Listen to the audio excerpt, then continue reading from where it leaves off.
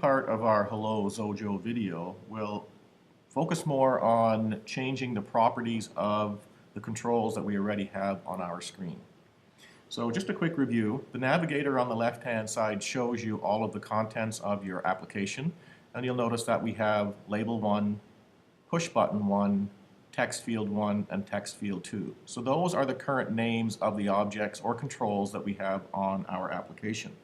What we're going to do now is change the name of those, some of those, and change their properties to make it look like what we want our application to look like. So I'm going to start with the label. When you click on the label, you'll see over here the inspector appears, and at any point in time you can turn the inspector off or turn it back on. So what we want this label to say is enter your name here. So right now it is untitled, so I'm going to change the text to enter your name here to give some instruction to the application. So there we go. Enter your name here. And the user of the application is now going to enter their name into this text box. So we changed the text of the label. It's still called label 1, so I'm going to remember that. I'm going to leave the name the way it was, label 1. But this text box, when I click on it, I'm going to change its name because I'm going to use the name of this in the coding for this application. So I want to call this enter name. Now it's important that I remember that name because I'm going to need that in my programming. I'm also going to click on my button, and I want my button to be called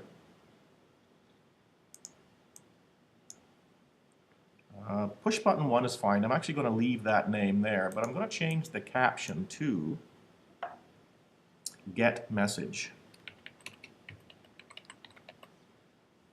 Spell it right. So you need to be aware that the caption is what the user sees, but the name is what the control is referred to in your coding. So those are two different things. And the last text box I have here, I'm going to move it up, keep it centered. I'm going to call this message box my message.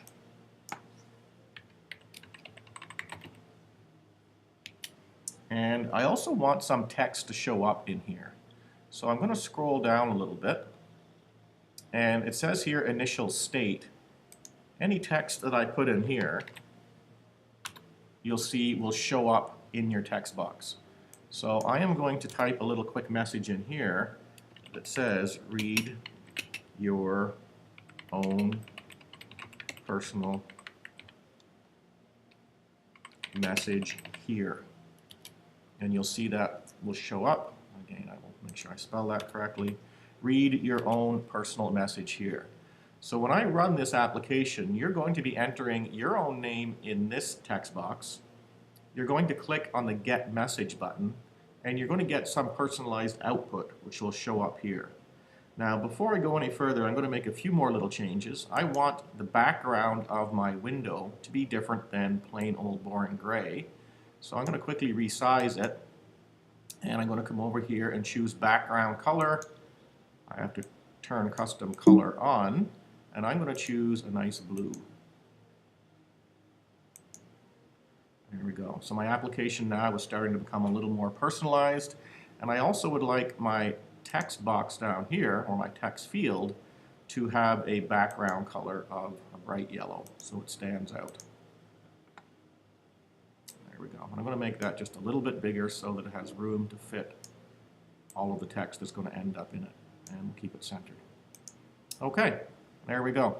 So I've now changed the controls to suit my program.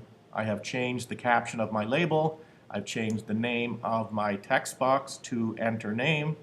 I have changed the caption on my button to get message, and it gives me some instruction as to what it's going to do. The name has stayed the same, push button 1, and I have changed my text field here to have the name my message, and I've changed its look, and I've put some text already in it so that it gives some indication as to what its function is. You go ahead and do that with your application.